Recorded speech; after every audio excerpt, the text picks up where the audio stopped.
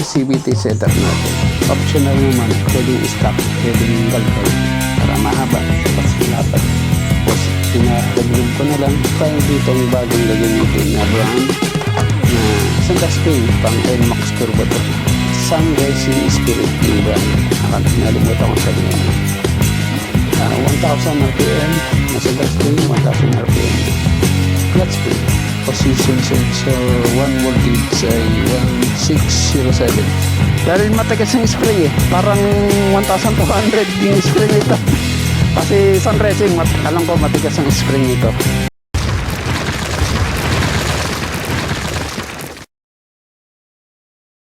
Yo, what's up mga pengo, and welcome to another episode. For today's video ay mag-conduct tayo ng upgrade dito sa ating YACVT sa NMAX TechMax. Ito ay YACVT tipid setup.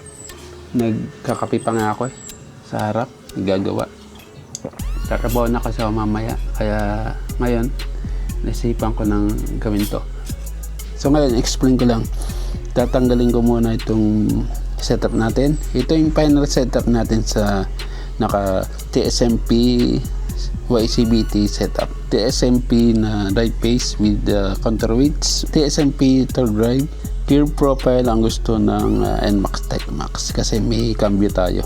And then stock yung pulley. Then spring natin 1,000 RPM. At sa assembly naman ay kahit na stock yung lining, spring lang palitan nyo. And clutch springs ay 1,000 RPM din para hindi masyado malakas sa gas. RS8 tarag seat, pwede to kahit anong aftermarket for acceleration. So tanggalin natin to and game.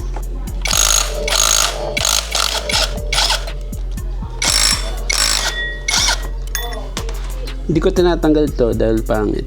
Tinatanggal ko to para sa set na medyo tipid. Para ma-share ko sa inyo at maraming makabili. Alam nyo naman, mahal yung mag-upgrade. Ito, kukunin ko lang yung clutch assembly. Okay sa akin to, yung Pyto, centrifuge or clutch line. Ito yung CVT setup natin. Ating third drive, ano nyo naman, nakatayo yung profile nito, stock. So, may grasa na to, malinis na to. Bago yung bearing natin dito. Maganda na yung ikot. Walang sagkal. So yung stock ko ay nasira, baka factory defect. Ito ay naka kalkal. Optional naman, pwedeng stock, pwedeng kalkal. Yan, ito stock third drive, stock na drive pace ang gagamitin natin. Mas meron akong hatak dito. Gagamitin natin na lining ay Pyto para mahaba tapos malapad. Then stock na clutch bell, tapos pinaregrib ko na lang. So bago ko natin ilagay, pinupunasan ko na yan para walang alikabok. Pinaregrib ko ito sa motor shop dito sa malapit sa amin, mura lang.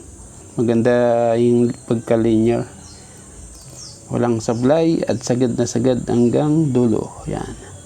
Alright. Pero tayo dito ang bagong gagamitin na brand na Santa Spring pang NMAX Turbo to.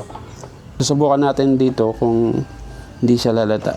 Yung bilang ng ikot ng spring same sa stock at magkasing taas sila. Sukat na sukat, pantay na pantay. Yan. Tapos yung clutch spring natin is 1,000 RPM. Sun Racing Spirit yung brand. Nalimutan ko sabihin yan. 1,000 RPM na Santa Spring, 1,000 RPM na clutch spring. Subukan natin yung tension nito sa gamit kong Daytona na 1,000 RPM. Kung sinong mas matigas dito. Ito ay long hook. Ordinary hook. Check ko muna mas malambot to ng konti yung dito na yata. Buong ko dito. Yung mas matigas na konti itong sa Sun. Alright. Mas gusto ko yung long hook kaysa sa short hook. Kasi yung short hook parang nagtaas ka ng RPM noon. Matigas masyado. Yan.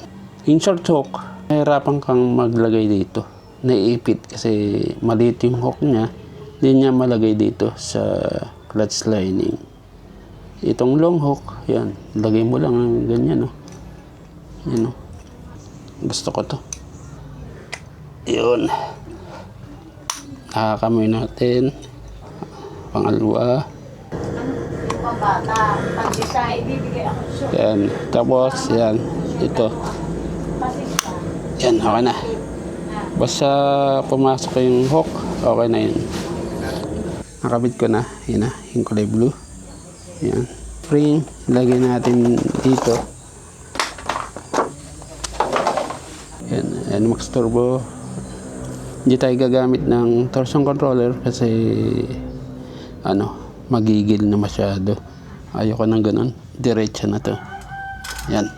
Lalagyan natin ang clutch assembly. Huwag kalimutan yung nut. Yan. Apak method tayo.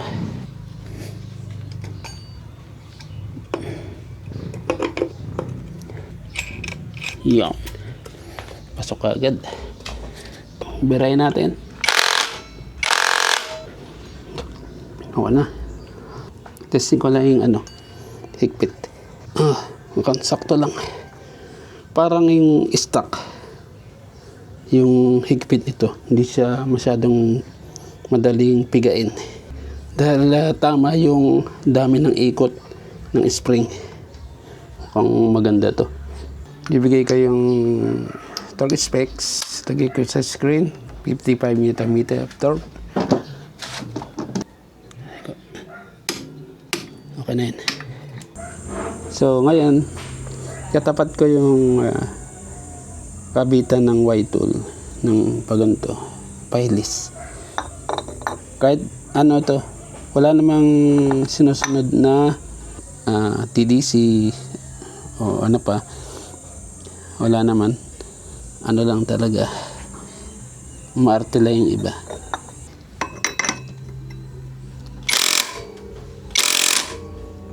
Okay. Okay na yun.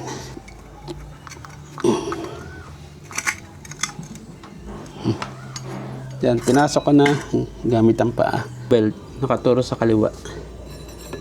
Yan. Pang tutorial. Atras mo yung belt. Yan, angat-angat nyo lang. Yan, kailangan pindot, tapos check nyo kung free play. Okay na yan. Lagyan natin to. Alright. Bira. Dalawa. Naka-bell balancing. Di ba sa gulong, yung wheel balancing. Ito, naka-clutch bell balancing yan. Balance ang ikot. Tingnan nyo kung walang kiwal. Yan. Kung diretso. Sa akin, diretso yan. Diretso. Bago nga eh. 47 Nm of torque. Okay na. 45 Nm of torque. Okay. Upon testing, siyempre huwag natin kakalimutan yung ating socket. Mag-error yung motor natin pag di natin nilagay. Angat lang natin ng konti. Then, on na natin. Hindi ko napapakita yung LCD panel.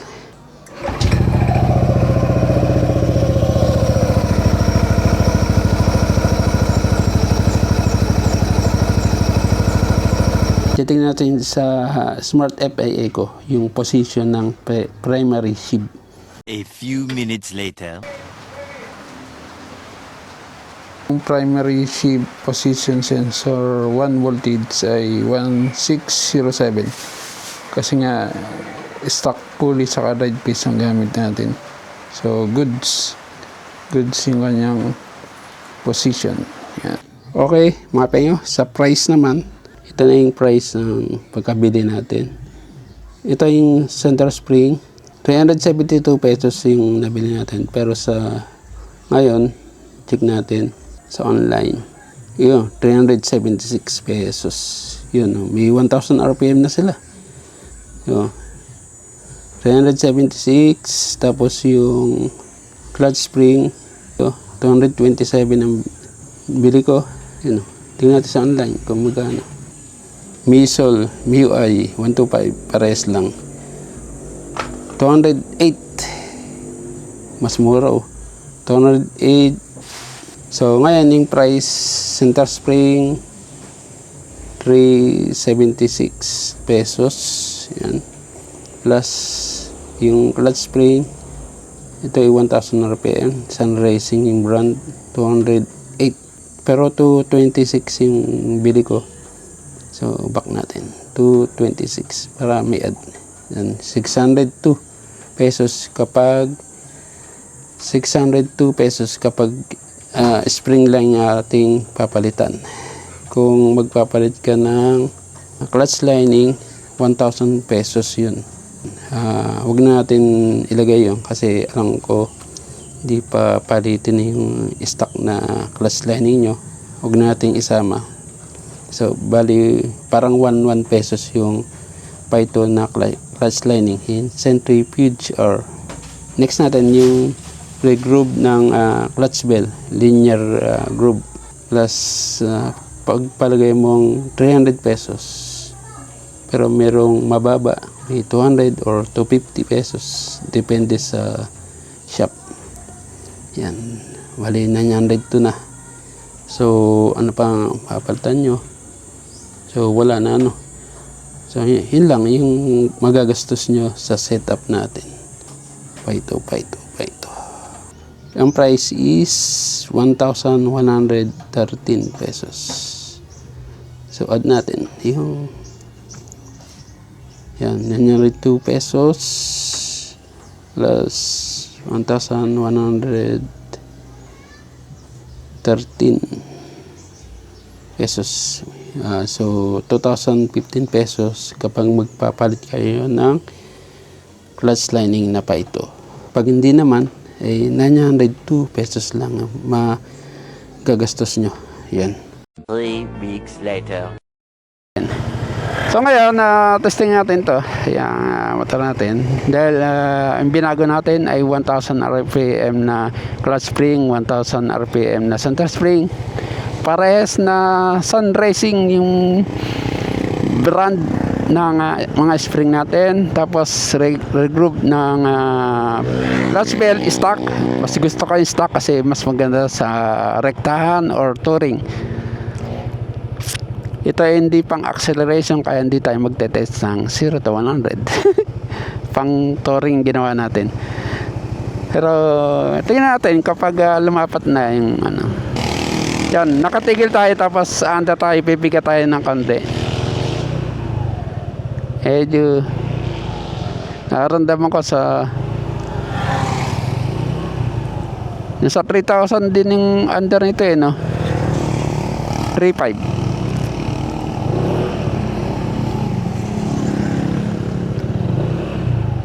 Yan o. So, 3,000. Yan o. Dahil matigas yung spring eh. Parang 1,200 yung spring nito. Kasi Sun Racing, alam ko matigas ang spring nito. Hindi kagaya ng Daytona na malambot. Yan ang maganda sa matigas na spring. Maganda yung magiging hatak niya. Siguro magandang remekta. So yun lang. 3,000 ang angat niya. Pero kapag gumamit kayo ng Daytona na clutch spring, mas maaga siya dito. Before 3,000 RPM, under yun. Pero ito, nasa 3,000 pa lang, bago pa lang kumakapit yung lining ko sa bell. Yan. Pero kapag binambay mo ng kalahati, umaangat yung motor. Malakas ang hatak. So, let's go. Tingnan natin yung performance.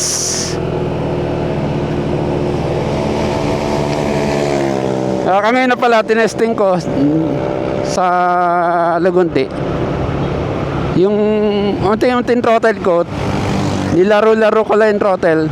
Pinipiga ko ng 1/4, tapos binabalik ko yung throttle sa off, Tapos on ko na naman. Yan. Lakas ang atak niya kaysa sa drive piece na naka-degree. Yung aftermarket. Ano ba? Ang TSMP. Yan. Maganda yung low end power niya. Yan o. Kaya binilalik ko sa stock yung drive piece ko. Walang effort siya. You know, nakaka 73 ako na naka kampante at walang kahirap-hirap yung motor. Hindi nahirapan yung motor. Hindi siya magigil. Sa una lang kapag traffic, magigil yung motor. Siguro pag lumambot pa ng konti, magiging okay na. Overtaking naman. So, lakas talaga ng low end power kapag stock. Kaya paborito ko ito. Parang ayoko ng palitan ba.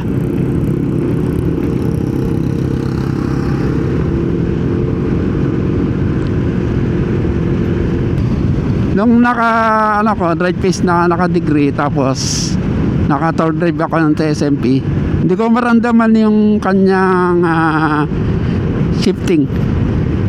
Dahil siguro sa naka-high speed yung tour drive. Ay, yung drive piece pala. Saka yung tour drive, tama.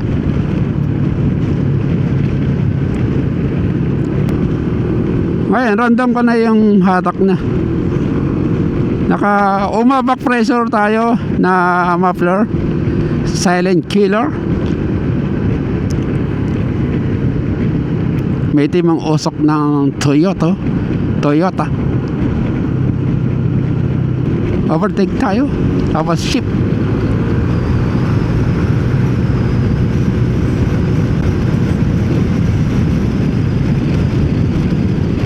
Timid pa lang yan, nakaka-overtake na tayo. So ngayon, downshift na tayo. Testing natin yung downshift. Wala itong upshift, puro downshift lang. Hindi naman pwede sa ating eraser kasi stock lang tayo. Mas maganda sa iba to.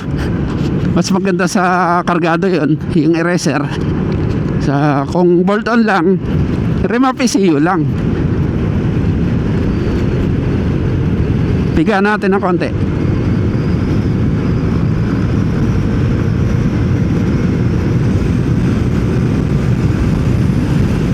Mabilis mag-speed.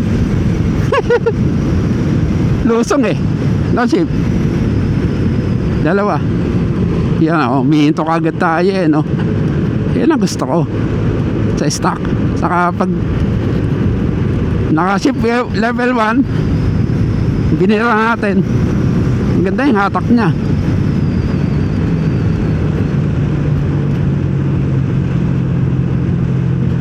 Malog lang dito mga pengyo. Ito, wala nang kasunod. Hanggang level 3 tayo. 1, 2, 3. Ang ganda.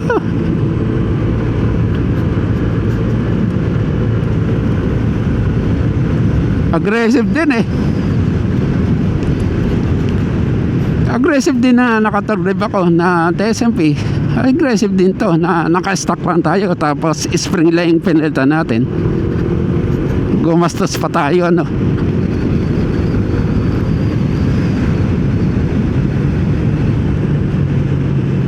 Pares lang pala. Natakbo.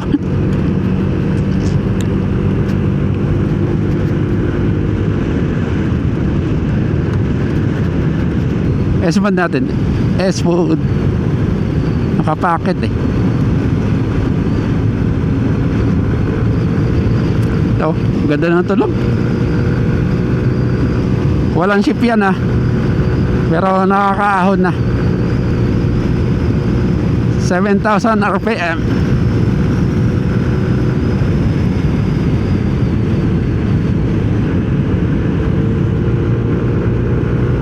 Sarap. Ang ganda yung persa niya.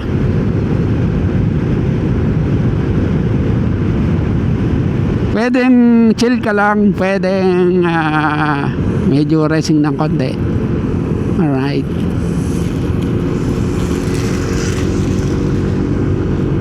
Sa S-mode, mga pengo, kada piga mo, random yung power, no? Nakakalating piga na, tapos naka BBA pa yung motor natin. Yung nagwo-work yung BBA, tumataas ang lift ng cam. Ang ganda ng power, ang ganda ng hatak. Random yung engine brake ko. Tutuin natin.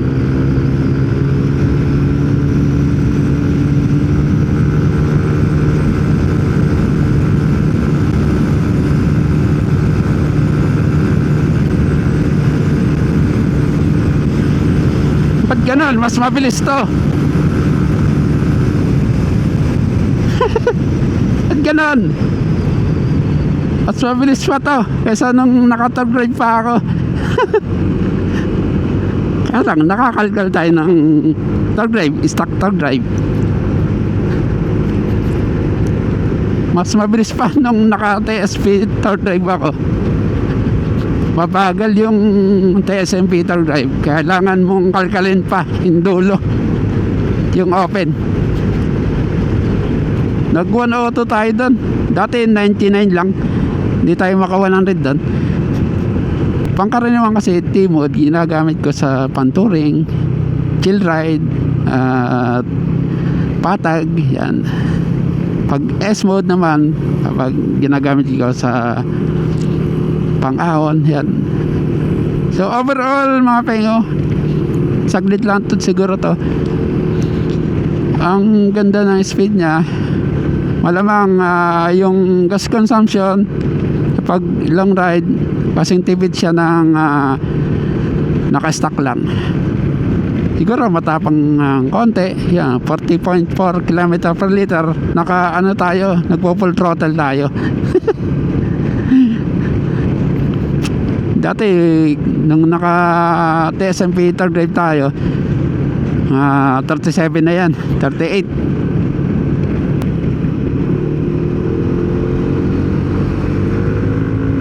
Random ko talaga yung shifting ko no.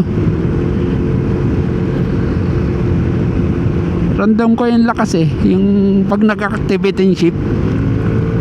Alam mo yung ano, naiwan yung ulo kong ganun. Yun, random ko na siya no. Mabilis siya mag-speed. Half throttle lang yan. Matipid mga pengo. Basta mag 1000 RPM lang kayo na center spring saka clutch spring.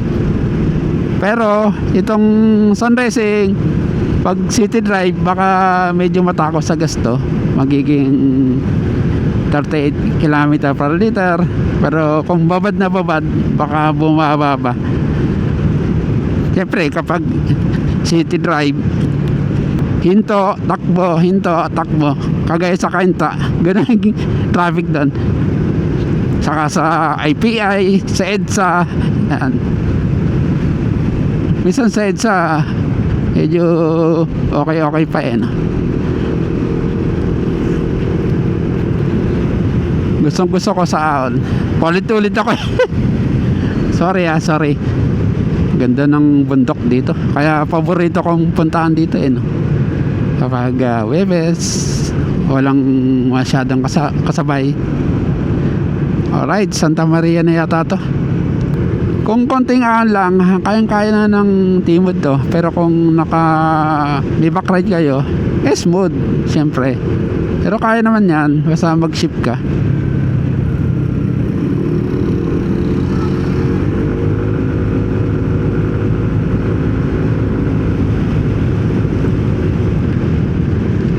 Control lang sa throttle para makatipid. Yun ang key to success para makatipid.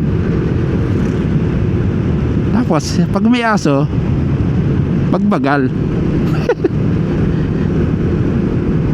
Baka ma-aksidente ka. 60 yan, mabilis na yung 60 no. Kaya gusto ko yung stock lang na pulley sa drive pace. Matipid sa gas. Pero kung mayaman ka naman, malalim yung bulsa, yan, magkarga ka, mag bolt on, yan, Pag-aralan natin yung Bolton. So, mamaya lang mga pengo sa twisties. Pakita ko sa inyo yung twisties. Woo! Woo! Liko. Alright, mga pengo.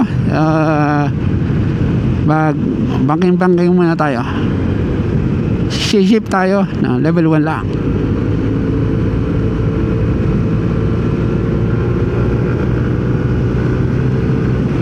Pabilisin natin.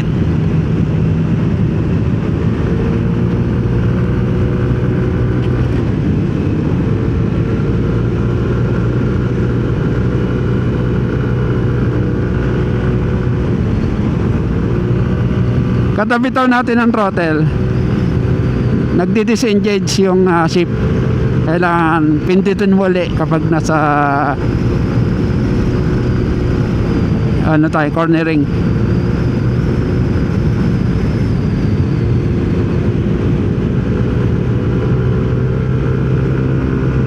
Malakas ang hatak mga pengo, pero mas aggressive yung naka TSMP na torque drive.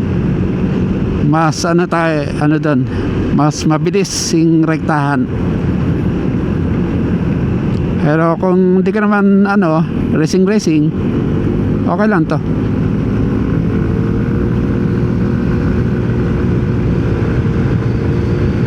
Random ko no.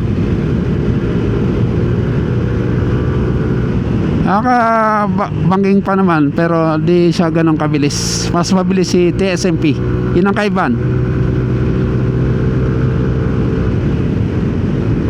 Kasi ito bababa kagad or maatas kagad yung belt, kaya hindi ganong aggressive. Ito pang touring, pang rekta. Yung TSMP data drive pang cornering, pang racing, pero parang bawas sa rekta. Yan, kasi mabilis rin rumekta ito no. 90 na kagad.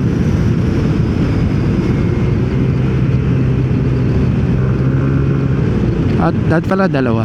Yan. So yun lang mga pengo. Mabagal sa cornering kapag naka-stock torque drive. Pag aftermarket, mabilis. Anong gusto nyo? Mabilis sa cornering or mabilis sa rekta? Or matipid sa gas? Pili na kayo. Kung gusto nyo matipid sa gas, minsan rumirekta, mas okay itong setup natin na 1000 RPM na clutch spring, 1000 RPM na center spring, stock na right face, stock na pulley, tapos stock na torque drive, stock na bell. Pag nagpalit kayo ng aftermarket na bell, na clutch bell, mas bibilis kayo ng konti ng sa rektahan, kasi mas magaan yung bell, mas madaling umikot, mas aggressive yun. Ito ginawa natin pang touring talaga. Kung gusto natin bumaya ng malayo, Tagaytay, Batangas, Lucena, at kahit sang parte ng mundo, ang ganda rin to. Pero kung diretso naman, mabilis naman, lalo na't nakabuelo.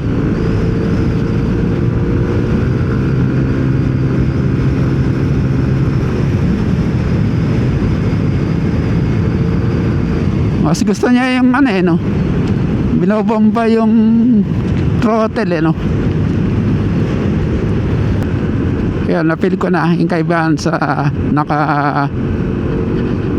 torque drive tayo ng aftermarket.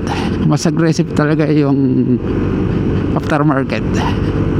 Kung gusto niya yun, pero ako parang mas gusto ko to kasi mas matipid sa gas. Saka hindi naman tayo nag-racing kung minsan pang araw-araw na lang yung ginagawa natin dito.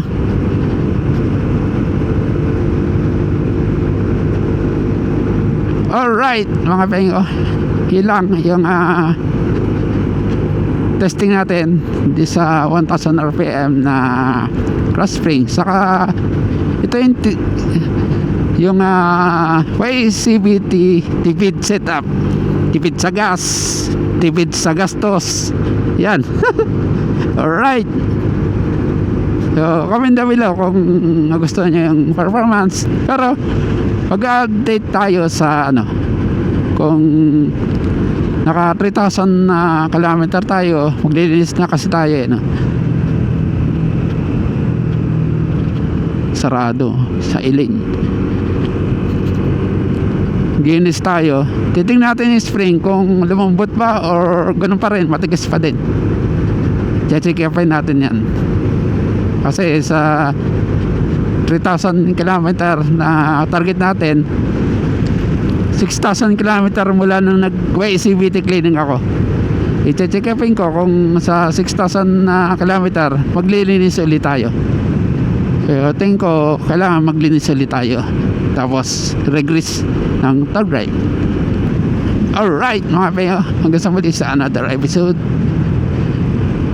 Don't forget to subscribe. Hit nyo lang subscribe button and bell notification for more updates and episode. Alright mga payo, stay safe and ride safe always, and bye bye. Dito sa S-mode, lakas ang engine brake. Yun nakadalwa. Lakas ang engine brake pag naka S-mode. Yun rinig na rinig ko. Hindi ko lang alam kung rinig nyo kasi naka tahimik na tayong muffler o mapak pressure.